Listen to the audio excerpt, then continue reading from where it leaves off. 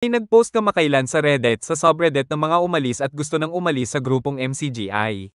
Heto ang ilang bahagi ng kanyang salaysay. Mahigit 12 years na po ako sa iglesia, at sumasampalataya ako, hanggang ngayon na ito ang totoong iglesia. Dito sa samahan na ito naramdaman ko yung tawag ng Diyos na gusto mong maanib. Aktibo at may mga naging tungkulin din ako at awa ng Diyos, nakakapagpatuloy pa din sa pagdalo. Gusto ko lamang ilabas ang saloobin ko ukol sa nararamdaman ko at mga nakikita kong kaganapan sa loob ng iglesia. Pagbabago sa paraan ng pangangaral. Naanib ako sa iglesia sa pamamagitan ng pakikinig sa radyo. Noon ramdan ang sidhi ng pagpapalaganap ng aral, may mga radio stations na mapapakinggan ang kapatid na Eli bukod sa Yun TV sa telebisyon. Ngayon ay hindi na katulad ng dati ang broadcast. Naintindihan ko ang pagbabago noon dahil sa panahon ng pandemya, pero bakit tila di na bumalik sa dati ngayong tapos na ang pandemya? Karugtong ng punto na to, naalala ko na binago ang paraan ng pagpapaksa sa mga kapatid na parang open forum or freestyle na walang sinusundang outline ng paksa, kadikit ng pangangamustahan sa mga kapatid dahil nga sa pandemya noon. Bakit ngayon ay hindi na gaya ng dati na may outline ang paksa na may sinusundan ngayong tapos naman na ang pandemya?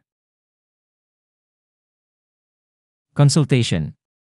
Isa sa nakapagpatibay sa pananampalataya ko na nakikita ko na ang mga ngaral ko ay handa ng pagsagot sa mga tanong ng mga tagalabas lalo na sa mga kapatid na may dinaramdam espiritual o kahit physical, bakit ngayon ay wala na? Sinasabi na pwede magtanong sa mga manggagawa, Diaz or KNP, pero bakit hindi pwede sa kapatid na Daniel sa paraan ng consultation, dati gaya ng kapatid na Eli? Naniniwala ako na hindi lahat ng nasa Reddit na nagbabasa rito ay mga lumalaban sa aral, ang iba ay nagbabasa at nag-iisip din gaya ko, naghihintay ng pagbabago. Hindi namin gusto maghari o kami ang masunod kundi masagot lamang ang mga tanong. Kaya dumadami ang nakakakita ng Reddit na group na ito dahil walang daan ang pangasiwaan sa mga kapatid na may duda o tanong. Makasingit lang, tama ang nag-post niyan sa Reddit. Kung tutuusin, sa dami ng tanong na gusto sagutin ni Brother Eli noong pandemya, ay gumawa pa sila ng hiwalay na pagkakatipon tuwing Huwebes ng gabi. Ito ang MCGI consultation na nagsimula noong January 14, 2021 at nawala nang namatay si Brother Eli noong February 2021. Ito ang isang clip na pinagmamalaki pa nila na dapat exclusive ang MCGI consultation. Sa lahat ng dako ng ating mga kapatid na ngayon po ay nakamonitor sa atin. Welcome sa atin pong Serbisyong Kapatiran Thursday edition. Ito po ang atin ngayong magiging mga pagbabago sa loob sa tulong at awa ng Panginoon ay magkaroon tayo ng isang special po na Serbisyong Kapatiran na tuwing Huwebes para po sa pagtugon sa mga katanungan ng ating mga kapatid. Nakatutuwang isipin, sabi ko nga po noong isang araw, iniisip-isip ko na po ito na sana magkaroon nga tayo ng ganito sa serbisyong kapatiran.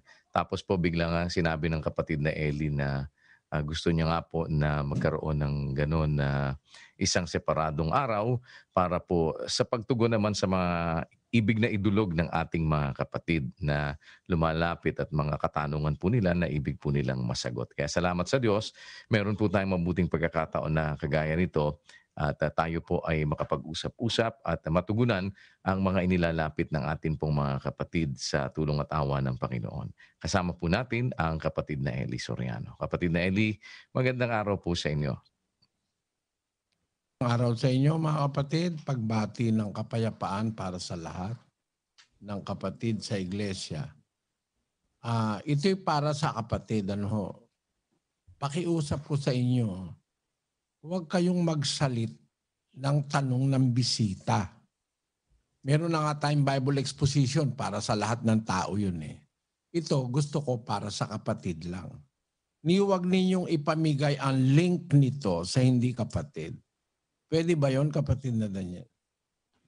Opo, paalala po natin sa mga kapatid na huwag niyo pong ibibigay yung link ng atin pong ginagamit ngayon sa mga hindi kapatid. At yan naman po ay meron din pong monitoring po tayo na ginagawa.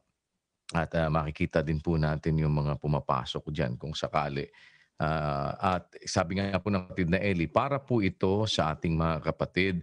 Meron naman po tayong Bible exposition na ginagawa para tumugon sa mga katanungan ng mga bisita po natin. At para po mapagsilbihan po namin kayo ng mas maayos, mga kapatid, ang sabi ng kapatid na Eli nga sa atin, ito po ay exclusive para dun sa mga tanong ng mga kapatid, yung mga concern ng mga kapatid, para po Eklesibo man o hindi, utos din naman talaga ng mga apostol sa mga lingkod ng Diyos na maging handa sa pagsagot sa tanong. Basahin natin ang unang Pedro 3:15. Kundi inyong hariin banal si Kristo na Panginoon sa inyong mga puso, na lagi kayong handa ng pagsagot sa bawat tao na humihingi sa inyo ng katuwiran tungkol sa pag-asang nasa inyo, ngunit sa kaamuan at takot. Kung sa lahat ng tao dapat handa, mas lalong handa dapat sa mga kapatid sa pananampalataya. Dahil importante maagapan ang mga duda nila at maaga sa apoy ang nag-aalinlangan, ito rin ay nasa sulat ni Judas. Ang ibang nag-aalinlangan ay inyong kahabagan. Ang iba ay inyong iligtas na agawin ninyo sa apoy. Balikan natin ang ibang pahayag ng nag-post sa Reddit. Ito ang kasunod. MCGA Cares. Isang paraan ng pangangaral ang paggawa ng mabuti, pero bakit nakafocus na masyado rito? Nasaan yung pangangaral na ginawa noon ng iglesia? Pa-target. Ang salapi ay kailangan dati dahil sa broadcast, pero ngayon halata na ang target ay para sa mga negosyo na hindi naman nakapangalan sa MCGA. KDR Camp, Salot, BMPA Concerts. Open Letter. Nabasa ko yung open letter at ang ilan sa mga punto ay naging dahilan marahil ng pagkatisod ng mga kapatid. Bakit hindi nasasagot ng maayos ang mga issue na ito? Oras ng pagkakatipon. Mas mahaba pa ang programs kaysa sa aktwal na pag-aaralan, hindi gaya ng dati na walang patay oras kasi may consultation din, nakakapakinig pa din. Tungkol sa oras ng pagkakatipon, napansin namin na umiksi na ito mula noong katapusan ng May 2024. Ang ibang bahagi ng sulat ng kapatid ay nagpapakita na may pag-asa pa rin siya sa habag ng Diyos. Ito ang huling sinabi niya. Hindi ko lang kayang isaysay pa ang iba at lahat sa Reddit post na ito. Sumasampalataya ako sa Diyos, hindi malupit ang Diyos na kilala ko. Mangyari ang kalooban ng Diyos at hindi sa akin or sa kung sino mang tao sa iglesia, kundi sa Diyos. Hindi ako lumalaban sa Diyos, patuloy akong umaasa. Salamat sa Diyos at kaawan nawa tayong lahat. Aming palagay, ang mga isyu na kanyang nilatag ang pangunahing dahilan ng pagkakatisod ng marami. Pero para sa namumuno ngayon dyan sa MCGI, bawal ang constructive criticism. Kaya good luck na lang talaga. Hanggang dito lang muna ang video. Naway mapag-isip-isip ninyo kung talagang may malasakit ang sektang kinabibilangan ninyo.